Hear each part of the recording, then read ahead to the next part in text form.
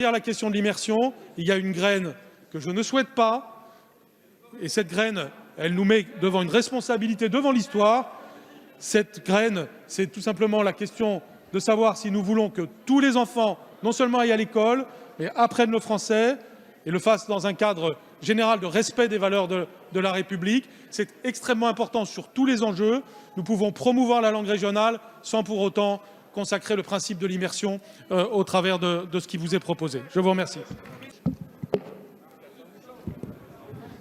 Merci beaucoup, Monsieur le Président, Monsieur le Ministre. Cet amendement le montre, il y a une ambiguïté dans la compréhension du dispositif voulu par Monsieur Molac. Je la regrette. Et je regrette aussi que Monsieur le Ministre n'ait pas été plus clair dans ses sous-entendus. À un moment donné, moi ou des collègues avons pu nous sentir insultés par ses propos ou certains amalgames séparatistes. Non, mais ça touche clairement à ce que vous soulevez ici. C'est parce que, Monsieur le Ministre, vous n'avez pas été assez clair. Quel est ce risque, ces germes néfastes dont vous avez parlé? Je pense qu'à un moment donné, vous confondez la volonté de Monsieur Molac de défendre un certain patrimoine culturel qui est une richesse dont on remarque qu'elle enrichit les jeunes, qu'elle améliore les résultats scolaires, et d'autres choses, et bien sûr l'enseignement des langues étrangères à un moment donné. Et là-dessus, il faut que vous soyez clair si vous faites ce type d'amalgame. Ce qu'on constate aujourd'hui, c'est qu'il y a besoin plus que jamais, et ça doit passer par l'école, de la transmission d'un héritage culturel, et ce, dès le plus jeune âge, puisque c'est à ce moment-là que l'enfant, comme une éponge, absorbe tout, sur les langues maternelles, sur les langues régionales, sur les langues françaises. Il y a deux problèmes aujourd'hui pour la langue française.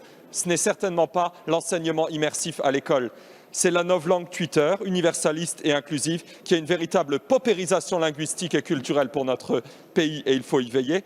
Et deuxièmement, eh bien, on intègre de plus en plus de dialectes anglais, de notions d'anglais dans notre langue, maintenant même jusque sur nos cartes d'identité, Monsieur le Ministre. Et ça, eh bien, c'est une décision du gouvernement et c'est une vraie menace sur l'avenir de la langue française. Et ça porte en germe des choses néfastes, pas celles auxquelles vous faisiez allusion, mais un certain affaiblissement eh bien, de la notion de nation qui nous unit tous ici, quelles que soient nos cultures régionales, quelles que soient nos origines. Merci beaucoup, Monsieur.